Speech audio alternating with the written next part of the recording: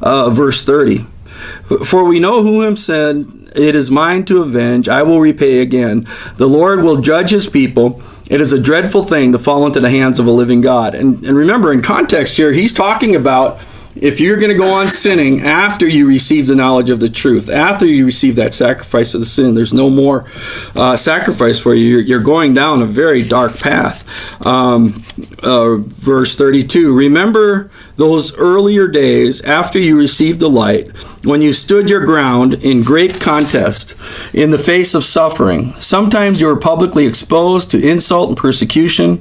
At other times you stood side by side with those who were so treated.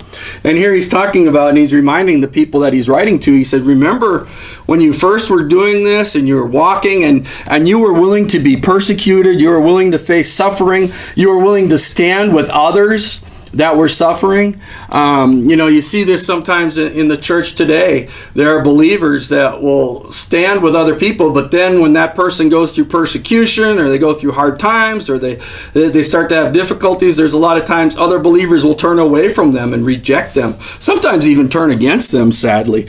And yet that's the time that we need to be there, just like where Jesus talked about, when I was in prison, did you come and visit me? When I was sick, did you come? When I was hungry, did you feed me? That's, what other believers are going through. Are we there for them? Are we suffering with them? Exposed to insults, persecution, it talks about here in verse 33.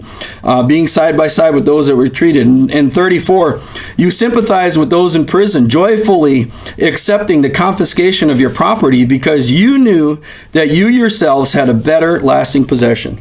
Can you imagine? Here he's saying, listen, you were even joyful when they came and took your stuff away from you. They took away your money, they took away your land, they took away your possessions, and you were joyful about it. You were okay with it because you knew that your great possession was in heaven. You knew that your kingdom and the city that you're looking for is a builder and maker who's God, that is eternal.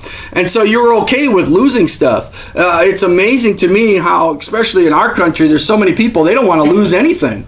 They don't want to lose their time, their money, their influence, their TV shows, their whatever. I mean, they don't want to lose anything in their life. They're not willing to sacrifice anything. Everything in this world is so important to them. They're not willing to let go of anything. And if they have a believer that does them wrong, they go against that believer instead of loving them, instead of forgiving them.